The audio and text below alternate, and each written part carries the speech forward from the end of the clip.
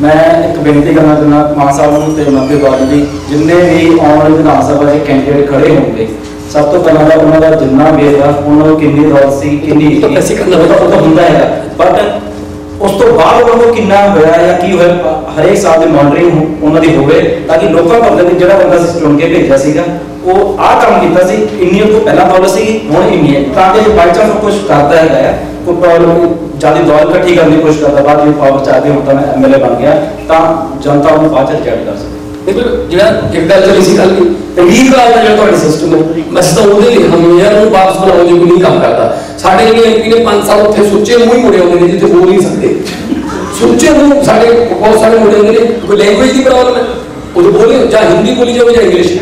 ਤੇ ਉਹ ਉੱਥੇ ਉਹਨਾਂ ਨੂੰ ਨਾ ਹਿੰਦੀ ਆਵੇ ਨਾ ਇੰਗਲਿਸ਼ ਆਵੇ ਤੇ ਸਾਨੂੰ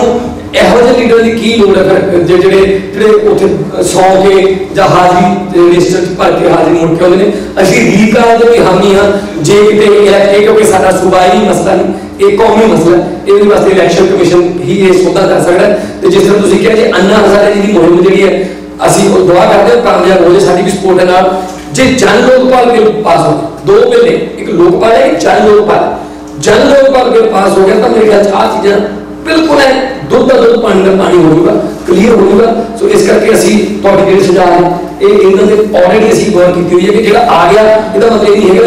ਇੱਕ ਬੈਰੀਅਰ ਪਾਰ ਕਰਕੇ ਉਹ ਬਿਲਕੁਲ ਫ੍ਰੀ ਹੋ ਗਿਆ ਅੱਗੇ ਫੇਰ ਉਹਦੇ ਅਸੀਂ ਬਰੀਕ ਝਾੜ ਕੇ ਲਾਵਾਂਗੇ ਤਾਂ ਕਿ ਉਹਦੀ ਸਮੇਂ-ਸਮੇਂ ਤੇ ਮੋਨੀਟਰਿੰਗ ਕੀਤੀ ਜਾ ਸਕੇ।